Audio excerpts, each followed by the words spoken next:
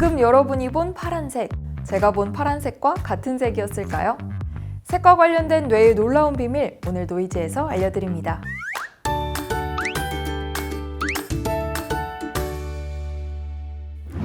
우리가 볼 수 있는 색은 빨강, 파랑, 초록 세 가지. 빛의 종류에 따라 뇌로 전달되는 전기 신호가 다양하게 바뀌면서 이를 판단해 색을 구분하게 되는데요. 이와 관련해 한때 온라인상을 뜨겁게 달궜던 한 장의 사진.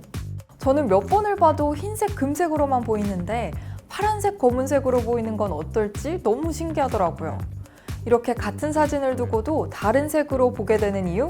바로 이 세 가지 때문이라고 합니다. 첫째, 지각색의 차이. 시간과 기간을 통해 인식하는 색을 뜻하는 지각색은 우리가 같은 꽃을 보는 똑같은 물리적 자극을 받더라도 사람마다 뇌가 다 다르게 작동하고 다른 신호를 해석하고 있는 것이기 때문에 지각색이라는 각자가 인식하는 색의 차이가 발생하는 건데요. 그런데도 모두가 개나리는 노란색이야 라고 말할 수 있는 건 누군가 처음 이 물체의 색을 보고 붙인 특성이 다른 사람에게 계속해서 전달이 되고 공통된 용어로 자리 잡으면서 교육과 합의가 이루어졌기 때문이며, 사실 같은 꽃을 보더라도 나와 상대의 뇌가 느끼는 신호는 다른 셈이라고 합니다. 두 번째는 빛이 달라지면 물체의 색도 달라지는 색채 현시 현상 때문입니다. 지구는 시간과 장소에 따라 빛의 세기가 달라지는데요. 태양이 어디에 위치하냐에 따라 빛이 달라지는 거죠. 따라서 같은 축구공이라고 해도 대낮에 운동장 한가운데 서서 보는 것과 깜깜한 나무 그늘에서 보는 것은 다르게 보일 수밖에 없습니다.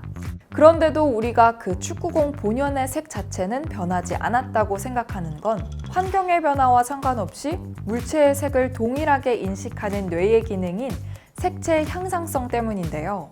여기서 세 번째 차이가 발생합니다. 레몬, 딸기, 블루베리와 같이 우리에게 익숙한 물체들은 기존에 이게 어떤 색인지 알기 때문에 색채 향상성을 유지하기 쉽지만, 처음 접하는 물체는 원래 이런 색인지 또 빛 때문에 이렇게 보이는 건지 판단하기가 쉽지 않겠죠? 그럼 이때 뇌의 판단이 개입됩니다. 각자의 지난 경험을 토대로 물체의 색을 유추해서 결론을 내리게 되며 이것을 기억색이라고 부릅니다. 같은 물체도 사람마다 경험이나 기억이 달라 서로 다른 색으로 판단할 수 있으므로 색의 차이가 발생하는 건데요. 결국 드레스 논쟁 역시 처음 보는 사진 속 드레스 색을 구별해내기 위해 각자 자신만의 기억에 의존해 옷에 내리쬐는 조명과 실내 환경을 고려해 나름의 판단을 해낸 것으로, 이 때문에 누구에게는 검정 파랑으로 누구에게는 흰색 금색으로 보이는 차이가 발생한 겁니다.